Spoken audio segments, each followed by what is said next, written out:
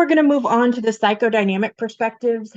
Particularly, we're going to talk about Anne Rowe and John Holland. So Rowe's theory is kind of interesting because it's based on kind of Maslow with a little Freudian in there. So, but if you are asked the question, what is her theory based on? It will be Maslow's hierarchy. So she very much talks about this idea of jobs and how they fit in with our needs, and that a job satisfies an unconscious need that we have. And then she's also one of the only ones to really speak to this idea of the parent-child relationship and how the parent-child relationship impacts our career decision. And then lastly, and what she's probably most known for, is that she's the first career specialist to utilize a two-dimensional system of occupational classification by looking at fields and levels. And so you may see this or hear this presented in a couple of different ways, but the two-dimensional system of occupational classification is the fields and levels. They are the two dimensions in that system. And how I remember that, I know it's kind of weird, but I have to just take what I got in my head sometimes. I think of rows and columns is like fields and levels. So Anne Rowe, rows and columns, fields and levels. And so these are the 8 occupational fields that she developed. And what she did is she used a process called factor analysis, which we'll talk a little bit about in assessment as well. But it's really taking a whole lot of data or information and breaking it down into something that's more sensible and more manageable. So prior to this, there were essentially 214 occupational groups. And so what she did is she broke those down into 8 broader career fields. And so those are what you see listed here: service, business, organization, technology, outdoor science, general culture, and then arts and entertainment. So the thought is that any occupation would fit into one of these, broader occupational fields. And then she identified 6 levels of skill. So within each occupational field, those 8 fields that she listed, there are 6 levels of skill.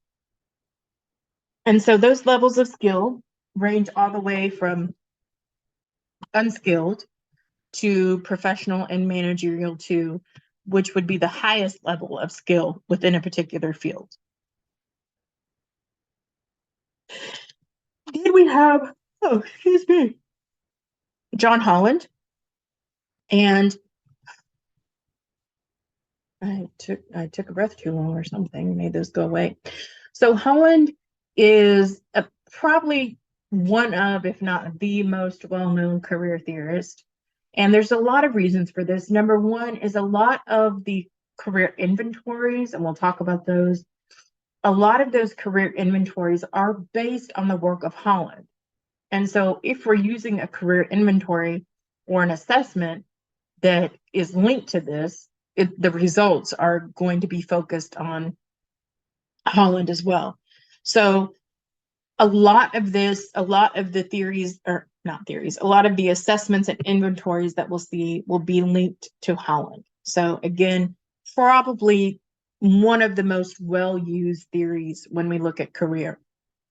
And like I said earlier, he basically, in my mind anyway, kind of took Parsons' trait and factor theory and really expanded upon it. And so what he did is he identified 6 personality types and 6 ideal work environments. And so the key is that you make a match. And so here, of course, we see the 6 types, Isfels Reisig, are in the upper left-hand corner, I, A, S, E, C. So a couple things. Number one, you're definitely going to need to know where these are in relation to each other. This is one of the few things that I usually recommend drawing when you get into the testing center. If you're taking it at a testing site, typically you're going to have paper or like a whiteboard where you can write things down. This is one of the things I recommend writing down. at least just this little hexagon and then the letters, so that you can know where they are in relation to each other, because that's very important. And I'll kind of talk more about that in a minute. But first, I want to look at each of these 6 categories or domains. And what I suggest is, we talked the first night about elaboration, right? Tying this new information with something you already know. So if you know a person that you're like, oh yeah, that's so-and-so, right? Like for realistic, that's my dad, hands down. He doesn't even have to take any sort of career inventory. I know that this would be his highest scoring domain, would be realistic. So I just put my dad there. And so I already know what that looks like, because my dad is very good with his hands. He's very good at mechanical tasks, at creating things, building things. Doesn't have great communication skills. So I already know, just thinking about him, what realistic encompasses. So if you're able to find a person, that's a great idea. If not, you might think of like a prototypical career that kind of goes with that. And I'll try to explain that as we move forward. So realistic, like I said, have good mechanical skills, very weak social skills. They tend to prefer mechanical or physical tasks and want those tasks to be clearly defined. So this would be, and again, if you don't have somebody there, maybe just think of a prototypical career, like an auto mechanic. My dad was an auto mechanic in the Army. So again, that kind of just helps me solidify that connection. Then investigative. These people tend to prefer abstract thinking and logical analysis. They'd rather work with ideas rather than things or people. They're very curious, methodical, and precise. I don't know that I have a person in my life that I could say immediately, oh yes, they're investigative. So I think of, probably because I watch way too much true crime TV, but I think of like a criminal investigator or detective, right? They have to be very methodical in gathering information. They have to create this whole alibi timeline, very precise in all of that. So that's what I think of here. But any kind of like sciencey job would probably fit into this domain. Then we have artistic. So of course, these are our creative people. They tend to dislike structured tasks, have a need for emotional expression, tend to be creative, independent, and introspective. So anything in the arts, really, an interior decorator, a musician, are going to fall in this category. Then we have social, S. So these are the people that tend to work with people. They prefer to interact and help with others and help others. They tend to have good verbal ability, dislike systematic activities, lack mechanical and scientific abilities. So I put myself here because I would fully admit that I lack mechanical and scientific abilities. And so these are going to generally be the people that work with other people, right? Then we have enterprising, and this is kind of what I call like the sales people. I put my ex-husband here. He was a sales manager. So these people tend to use social skills to lead or persuade others in order to attain goals or economic gain. They tend to value financial rewards and dislike systematic activities. So a salesperson, manager, attorney, politician, all of those are going to be here. So these, in my mind, I think of these as like the sellers, the salespeople, whether they're trying to sell you on them or something else. And then lastly, conventional. So these are the people that tend to have better mathematical and clerical ability. They tend to prefer structure and predictability. Again, I have a friend that, or actually my daughter's really good friend that I would put in this category, and she's a banker. An accountant would go here, anything kind of along those lines. So a couple things about the hexagon. Like I said, one, you'll need to know where they are in relation to each other, because across from one another, like we see here, realistic and social, right? So me being a social person, I'm not going to be a great auto mechanic. I don't even know what I'd do with myself if that is what I had to do as a job. It doesn't suit me. It doesn't suit my personality. It's not a match.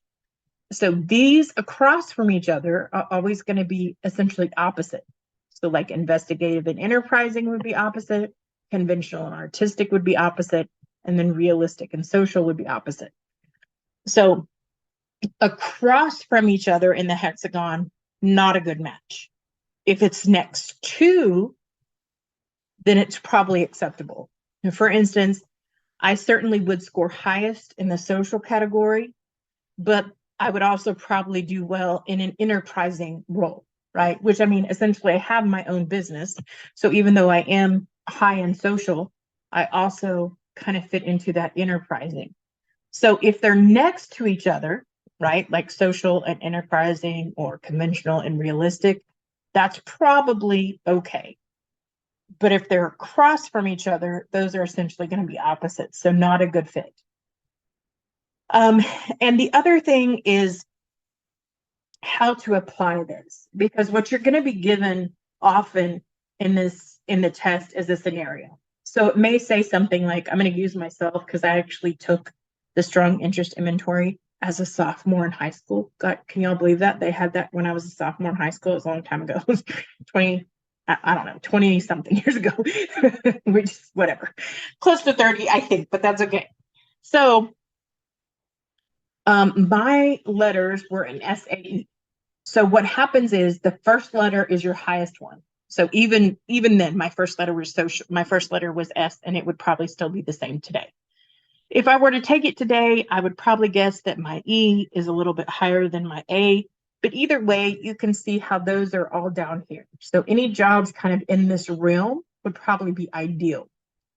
So what they do is they might say, Portia took the strong interest in inventory, and her three-letter code is SAE. Which of these jobs would she likely excel at? Or which of these jobs would she likely enjoy? Or which of these jobs would not be a good match, right? So you'll have to know that if I score an SAE, that any jobs within these three are probably going to be ideal. Whereas anything across from that is likely not going to be ideal for me.